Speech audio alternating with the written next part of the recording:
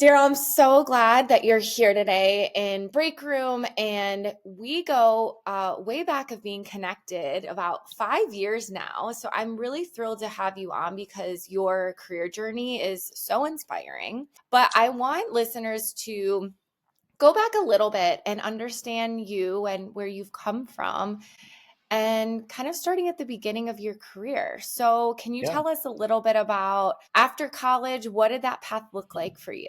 Yeah, definitely. So, first off, thanks for having me, Brittany. I'm super excited to join your podcast and talk about my career. It's one of the things that lights me up. I feel like I nerd out about not only talking about my career, but other people's careers. I love to listen and hear about it. For all your listeners, I am Daryl and I am from Toledo. I'm from the Midwest. I went to college in Toledo, spent the first 26 years of my life in Toledo, and there, I studied marketing. And while there, I always thought that I would work in advertising, in fashion, or I would have some kind of creative job. And in college, I was always interested in fashion, creative industries. And that's where I just knew where I always wanted to be. I didn't necessarily have a brand in mind, I didn't necessarily have a job title in mind. I just knew that that's a general area in which I wanted to be after college. Every semester since sophomore year, I would apply for internships for like fashion internships in New York City, and I never got a hold of anything. Sophomore year, nothing.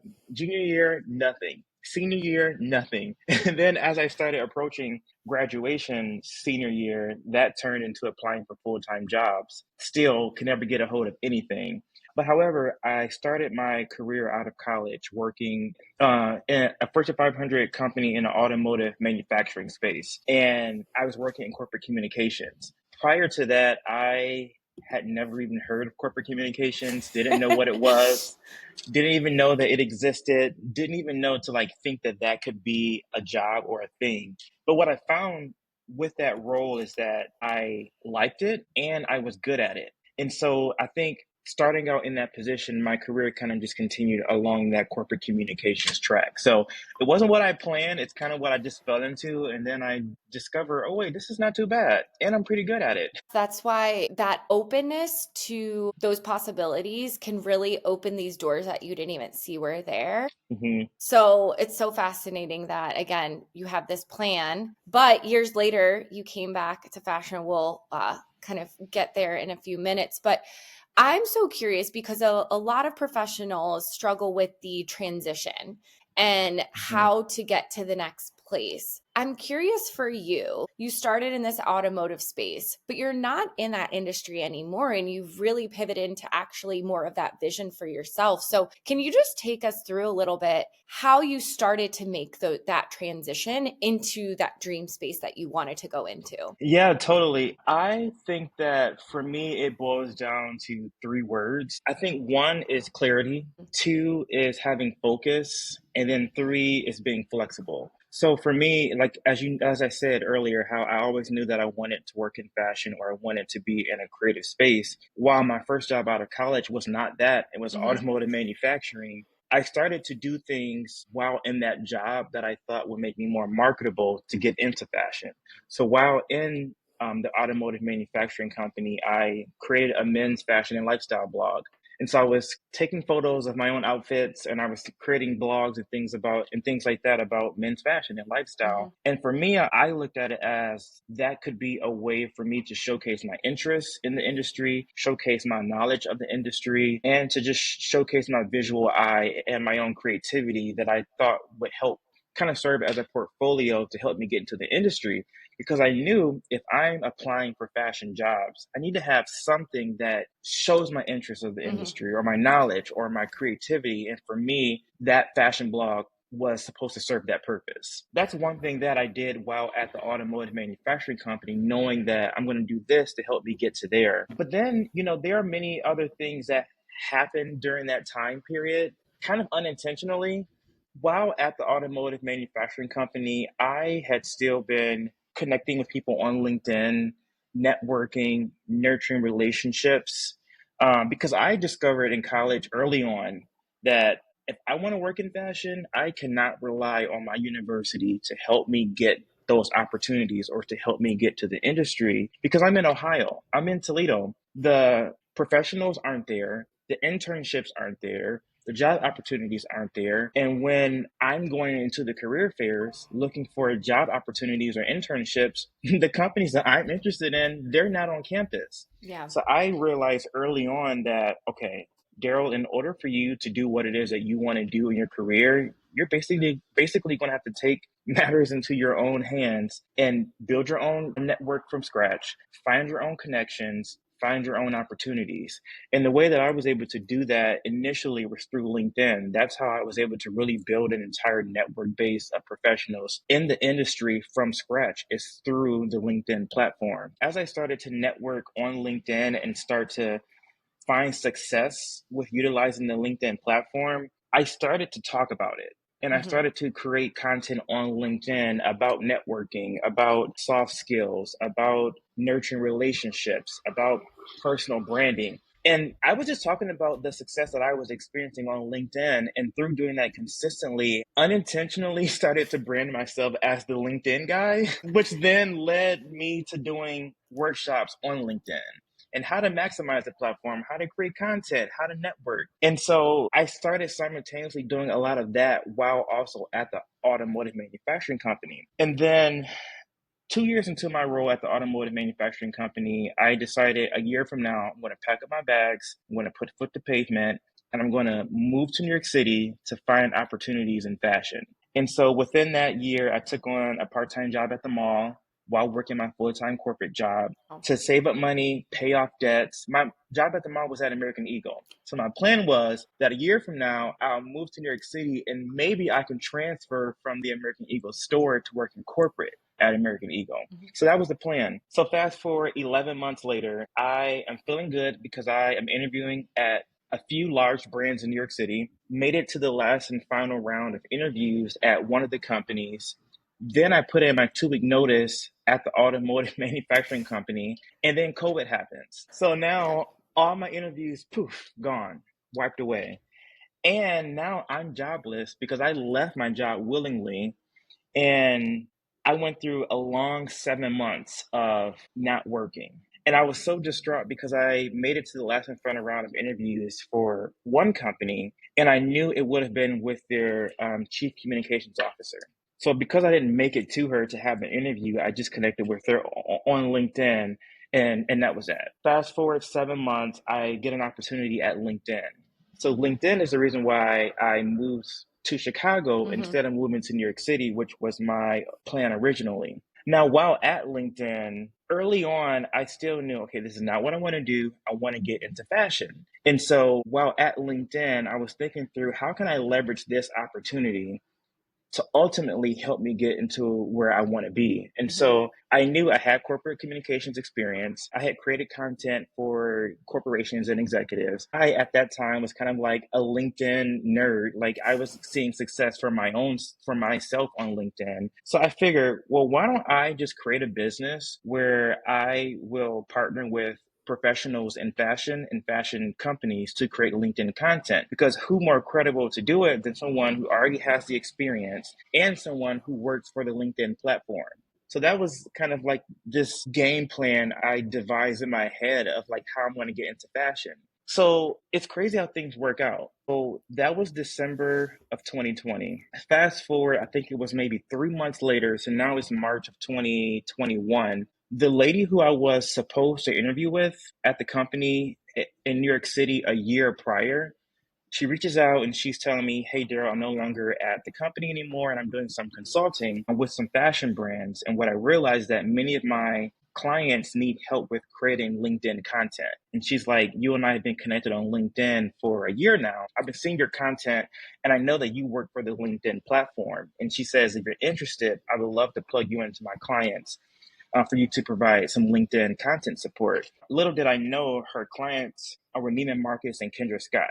And Wow. so that's ultimately how I finally, after I think 7 years of trying with much intention to get into the industry, I really found my way into the industry like this super roundabout way where I came through the back door through an opportunity that I could not have seen coming. Like I could not have planned for it to work out in the way that it worked out. So that was my introduction into fashion.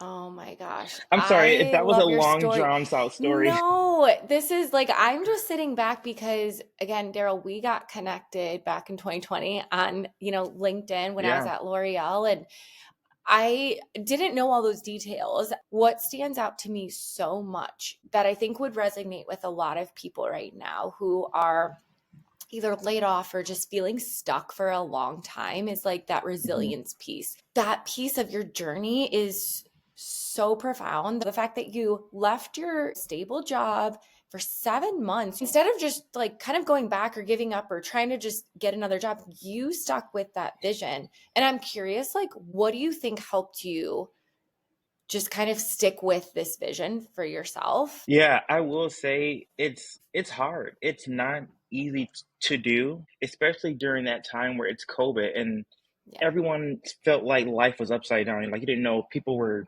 dying, and the news is just like, oh my gosh, it was a lot going on. So and to still stay focused during that time of such uncertainty, it was definitely hard. But I think the thing that helped me through it, and this even helps me navigate through things to this day, is to realize that what you know is right to do is always right to do despite the circumstances. So even though I was jobless, even though COVID was going on, I knew that there were things that were always right to do, such as I needed to be on LinkedIn. I Hmm. needed to be visible. I needed to communicate my value and my expertise. I needed to continue to network and check in and nurture relationships because I knew that doing those things are always right to do. And I knew that doing those things is ultimately is what was going to lead to my next opportunity. And I knew that when the opportunity opened, that I would be ready to walk through it because I've been doing the things that would ensure that I'm prepared to walk through that opportunity once that door opened. It's rough going through it. I was doing it Hmm. for 7 months, but I knew that despite all the things that were happening, that's just the right thing to always do. Yeah. Now, the thing that would not be the right thing to do is to shrink, is to not create content, is to not show up, is to not network, is to not push out your resume and send it out, or to communicate your value and your expertise. That's a guaranteed way of ensuring that you don't get your next opportunity or that you don't get your next job by basically shrinking and disappearing. That's Hmm. never the right thing to do. Oh my gosh, that right there is like a quote that I'm gonna keep for myself and also share out to many is when you've been laid off or there's a tough decision that or you're taking a risk, do not shrink to just become something just temporary. And I love that you Yeah. push through it. It's so Yeah. helpful. Yeah. And if there's something else that I can add to it, Yeah. what also helps, even in times of like uncertainty or in general, like I think this always helps, it's kind of what I mentioned already about having clarity and focus, because that allows you to be very intentional with your time, energy, and effort, and where you're spending your time. You know, there are so many people who will apply for 1,000 jobs Hmm. and they'll do all this work, and I'm just like, no, like hone in on what it is that you really want to do. Where do you Yeah. really want to be? And then focus your energy on that, because that will allow you to show up in a stronger way than just like spreading yourself thin across all of these areas. And also having that clarity and that focus, it allows you to devise a plan for wherever you are and whatever your situation is to get to where you ultimately want to get to. So, like for me, my plan was to leave the automotive manufacturing company, move to New York City to find fashion or to get a job in fashion. COVID happened, plans change. You know, I got thrown a curveball. And for me, it's like, now I'm in Chicago. Now I'm at LinkedIn. Where I want to be did not change despite all of the Hmm. curveballs. So now I'm thinking through, based on where I'm at now, how can I leverage where I'm at now to help me get to where I want to get to? You can only move through that mindset if you have clarity and if you have Hmm. focus. So that's how I was able to say, okay, I'm at LinkedIn. Let me leverage this opportunity to create a business, to create LinkedIn content because I have the experience and I now work for the platform. And I'm focusing on fashion professionals and companies, knowing that that's where I ultimately want to get to. So, like, I would have been able to devise a plan like that if I didn't have clarity and if I didn't have focus. Yeah, the vision that you created is was just like constantly in the distance and pulling you even when things kind of meandered and there was obstacles in the way or other opportunities. And it's like, you're like, Yeah. that's okay. I will take this opportunity, but I'm not taking my eye off what I have in front of me, which I think is just amazing. And again, I think it's something that like so many professionals need to hear to refocus on their vision instead of putting their energy into these temporary options. I'm so curious from you. You're a LinkedIn, again, expert, but you also worked at LinkedIn. What was one of the biggest learnings as you were there, whether it was like learning from people, the platform, anything? I'm just so curious because I know a lot of people are always like, okay, what's going on at LinkedIn over here? Yeah, so I'll say, okay, so I loved LinkedIn, by the way. I loved the platform before I worked at LinkedIn. Yeah. And I love the platform while at LinkedIn because I got an inside look at the platform and how it works. And I love the team and I love their culture. But my response to your question is actually, I think it's not job related, but I think it relates to my situation of being at the job. And I would Hmm. say that my biggest learning is what I just shared now is that when you are thrown, being at LinkedIn taught me that when you are thrown curveballs, to think through how can I leverage this situation to get to where I want to get to. So I think just what I shared a few moments ago is my biggest learning because I don't know if I had experienced a situation like that where I then had to think through, okay, how do I get to there from here? And so now, 5 years later, I still move forward with that mindset. Hmm. When my plans change, when things happen, when curveballs come my way and things shift or I have to pivot, I now go back to what happened 5 years ago and I'll think through in my head, okay, based on where I'm at now in this moment and in this situation, how can I leverage this to ultimately help me get to there? And so I think that that's one of the biggest things that I learned while at LinkedIn because that was a huge curveball. Yeah. I'm planning to move to New York City, and I'm in Chicago working I'm in a whole different city that wasn't my plan, and a whole different company and industry. I love that. That's so cool. Question on, and this just kind of popped in my head as we're talking because I'm like, okay, Daryl, you created this vision for yourself a while ago. You're there. You like, again, you're now working in this fashion space with a lot of really cool clients. Have you adapted your vision? Has it grown? Like how has that changed for you or has it? Yeah, that's a good question. So I would say it definitely has grown. But I am still in a space of remaining flexible because I never set out to be an entrepreneur. And I still it makes me feel weird to say that because I still feel like, well, I don't even know if I want to be an entrepreneur. For me, the way things have happened is that I've been very fortunate and blessed to say that opportunities have just continued to open up and come my way one by one. It started out with creating LinkedIn content for those Hmm. clients. From there, I then joined on the Neiman Marcus Group team full time. I worked there for, I think it was about 2 years. I did some contract work with G3, some other fashion brand. And then even my work in the industry still has expanded. I have done some photography work for Max Mara. I've done some photography work for Crate and Barrel. I have a current partnership with Kith where I'm doing LinkedIn presentations. So like That's going so all the way cool. back, yeah. And so now I'm in the industry and I've been able to do more things even beyond just content, even beyond Yep. just communications. And so those are all things that it was not my plan. It just happened. It just opened up. And so as I look ahead, I can't even say that I'll just continue to stay on my own. That I don't know. I'm Hmm. not really sure what the plan is moving forward. I don't have a 1 year plan. I don't have a 5 year plan because again, I've just been fortunate that opportunities have opened up one by one. And I've been able to luckily say that for about 2 years now, I've been full time freelance. But over the course of the 5 years, I've had a mixture of a full Yeah. time job and doing freelance work. So I'm open to the future right now. I'm not sure what it looks like. Yeah. I love that, but I think that's the best way is to have this really wide growth mindset because then it unravels so many things that are in line with your vision, but not necessarily what you thought was on the path.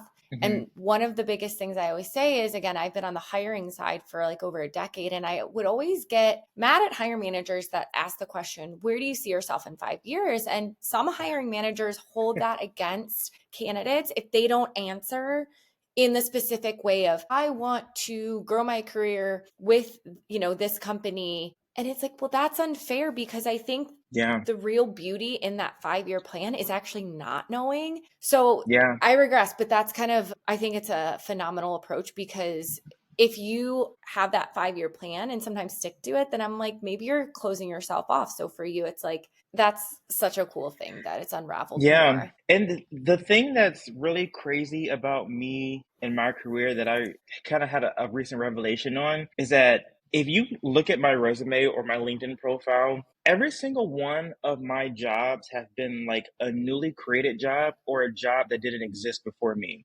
And Hmm. when I think about the kind of like transition and the progression in my career, I've never applied for a job like through LinkedIn jobs and got a job.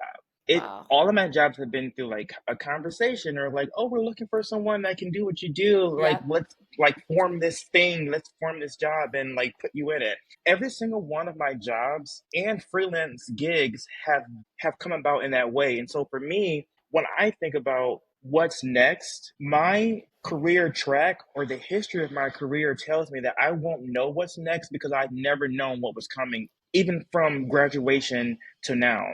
Every Yeah. single job didn't exist. Every single job was new. Every single job like opened up or I discovered through a conversation.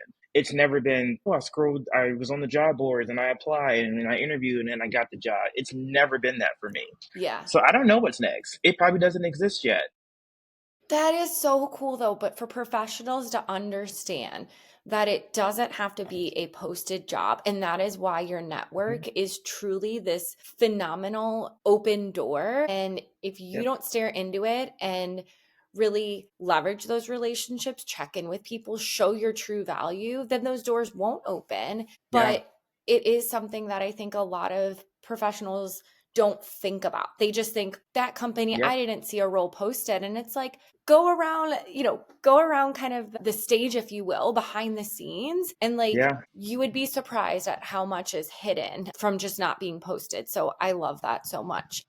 Yeah, it's so Yeah. important. It's so important, and that's why I stress people to like network, network, network, Yeah. and and don't even put the word network on it. Like I tell people, just care about people, have a curiosity, and then use your curiosity as a way or a reason to reach out to folks. Because networking and nurturing relationships, it's not hard. It takes minimal effort, really. Like for me, I always hear students or people in general say, "Well, I don't know what to say, or I don't know Hmm. how to approach someone." I always say, "What do you want to know about that person?" If you go to their LinkedIn profile and you saw that they have a math degree, but they're now like a creative director, like use that as your lead in. Like, I want to Yeah. learn more about how did you get a math degree, but you're now a creative director in fashion. Or I see that you're from Utah, but you are now like in New York. I want to learn more about how you made that transition. So for me, I always tell people, lead with curiosity. What is it that you want to know more about a person or learn more about, and use that as your lead in? Don't think like I have to network and like I have to have this super stuffy conversation. It's like, no, lead with curiosity and use that as your lead in. And then as far as nurturing that relationship, for me, it's like just genuinely care about people. Like Hmm. just check in, it's been 3 months. I wanted to check in and see how things are going. And LinkedIn makes it easy for you to nurture relationships. LinkedIn would tell you when it's someone's anniversary, when they got a new job, when they got promoted, when they've had, a large life event. LinkedIn will prompt you. When LinkedIn prompts you, that's a perfect opportunity for you to reach out, and it just serves as another touch point. And you'll be surprised at how powerful those super small touch points are. So that, let's say, for example, a year from now, you're reaching out to ask for a referral. Well, now I am a lot more likely to refer you because I see your name often. Hmm. You like my post, you comment on my post, you just reached out and wished me a happy anniversary. Versus if I haven't seen or heard from you since an entire year ago, you're a stranger. I don't know you, and I probably won't refer you. Yeah. So it's a lot easier than people think to network and to nurture relationships. I think networking is key. It's absolutely Yeah. key.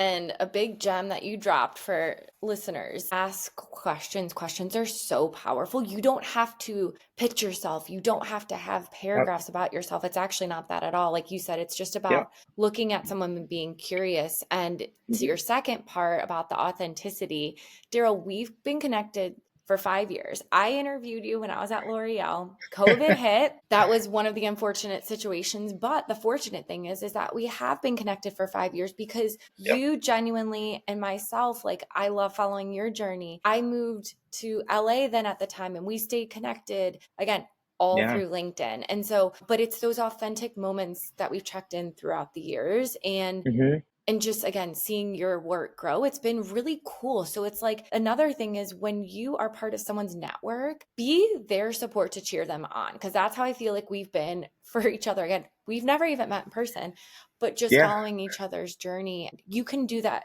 with other people in your network. Cheer them on, Yep. support them, and just ask questions from time to time. It's really Yep. amazing. Yeah. Absolutely. Something I tell people too is like, especially when you're starting out and you're like a student or you're a young professional, I think that it's your responsibility to drive the relationship, especially when you're communicating with someone that's more experienced in their career, they're more seasoned, and they're taking the time out to pour, to help you out, to share advice with you. I then think that that relationship should be driven by you. And so for Mm-hmm. me, I always proceeded with the mindset of if they took the time to pour into me and to give me advice to help me out, then I owe it to them to send them updates. So for me, Yeah. that's what I'll also keep in mind that will help me stay in contact with that person because I'll touch base every 3 months or every 6 months, just giving them an update on where I am and like what I've done since we last spoke and how I was able to apply their advice. Mm-hmm. And so for me, it's like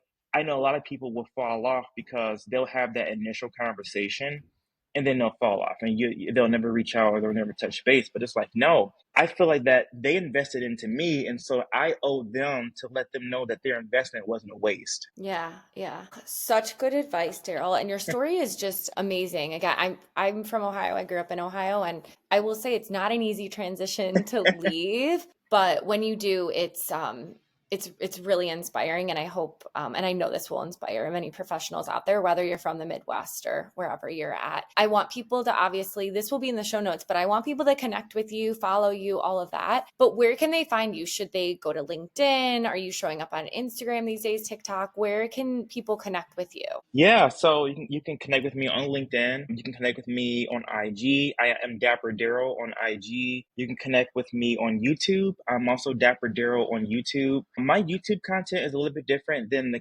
content on LinkedIn and IG. YouTube is something that's new for me. It's a new platform I am experimenting with. And there, I thought I was going to be talking about a lot about fashion and career and lifestyle. But since I created the channel, I've actually been talking a lot about faith. Oh, amazing. My faith is very, very important to me, and it's really been, a driver with, throughout the course of my career. Yeah. And for me, I found that YouTube has been a great platform for me to talk about faith, explore questions, talk about things that people have questions about, and also talking about how I've been able to navigate my life personally and professionally through the lens of faith. So, Yeah. check me out. Thank you so much. I'm really excited for my community to connect with you. And again, thank you for inspiring me today as well, because I just love hearing your story. So we appreciate having you on. Thank you. Yes, thank you for having me on. I appreciate it.